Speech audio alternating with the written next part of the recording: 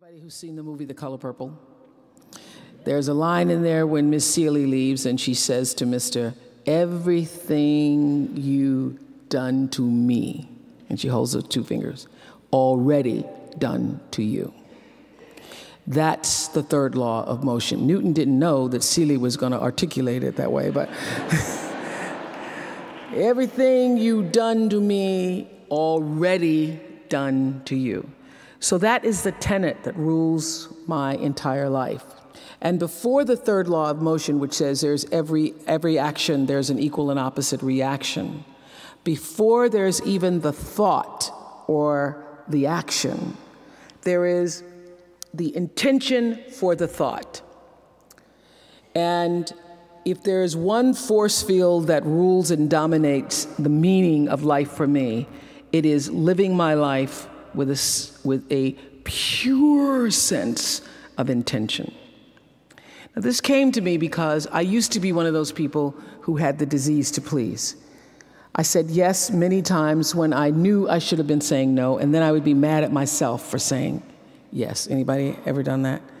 You say yes, then you're mad when they come back again. Because when you say yes, when you really mean no, people follow the intention of the yes. Because why do you say yes? You say yes because you don't want the person to be upset with you. They're not. You don't want the person to be angry. You want the person to think you're nice. They do. And that is why they keep coming back. I couldn't understand it. I just gave you some money. And now you are back. Oh, that's because I didn't really state the truth. And so now you think me giving you the money meant I wanted to give you the money, and that's why you're back asking me for some more. So I tested this principle of intention when I first came to discover it in Gary Zukav's book, Seed of the Soul. I was like, I'm going to see if that intention thing will work for this disease to please, because people are always bothering me. So this is what I learned through intention. Nothing is showing up in your life that you didn't order there. If it's there because you needed to see it. So I have a big life, and things show up for me in big ways. So one day Stevie Wonder calls me. I'm not name dropping, it's true, he'd call me. No brag, just fact. It was Stevie. And he didn't call to say he loved me either. He was calling. He was calling because he wanted something, but that's okay. And I, at the time, this was early on, because when I first started making money, and it was, my salary or my earnings were published all over the place. I mean, the first year I was like, really? Did I make that much money? Oh my God. It was very difficult for me to figure out where my boundaries were because I'd grown up poor and didn't have anything. So it's easy when you don't have anything and people ask you for money. And they say, I need $500. You say, I don't have it because I'm just trying to get my rent paid. It's harder when your multi-million-dollar salary is now in the paper and you get a lot of friends and cousins you didn't have before. So how do you set boundaries for yourself? I was having trouble setting boundaries for myself for even strangers. People would just show up at my door in Chicago and say, Oprah, I left my husband, please help me. And I would, because she knows I have it. So don't try that now, though, okay? Don't try that now. I figured it out.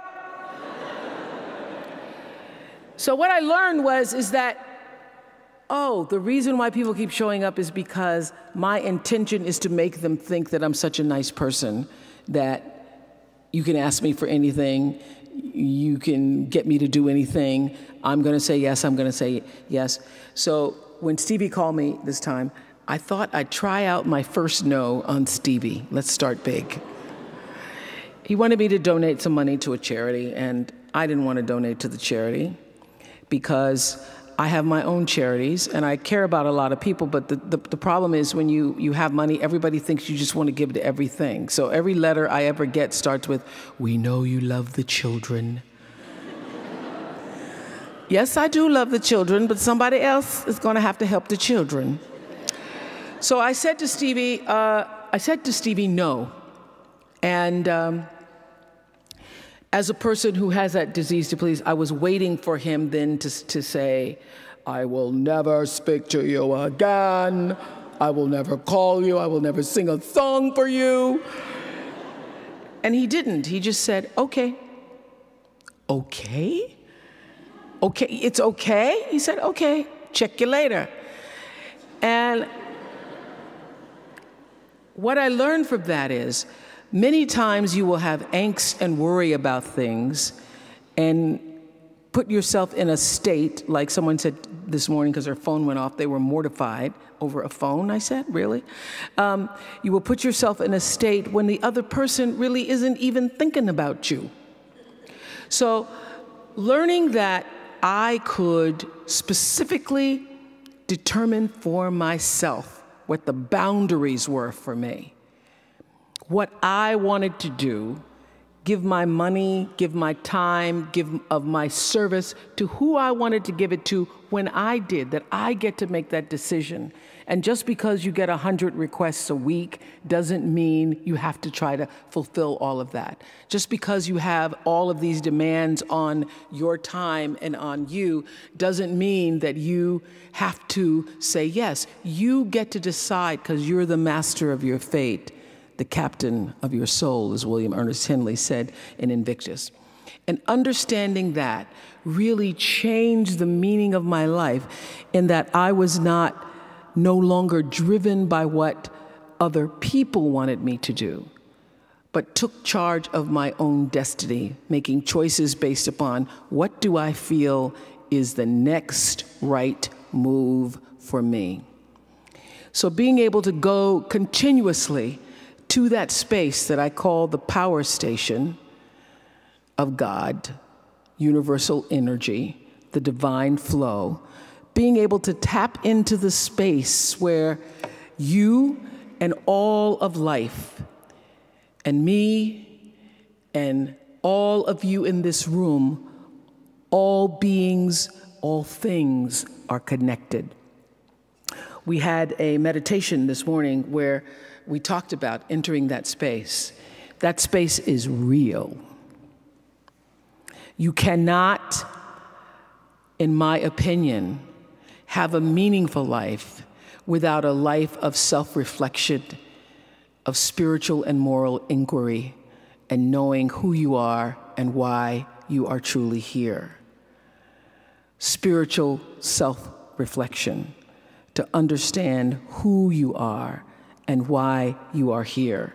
And when you understand the depths of that, and you allow yourself to tap into the space of that which is the force, the universal energy, the divine flow, and you do that with a sense of authenticity that only you can, that only your energy can bring, you become untouchable in whatever it is you choose to do.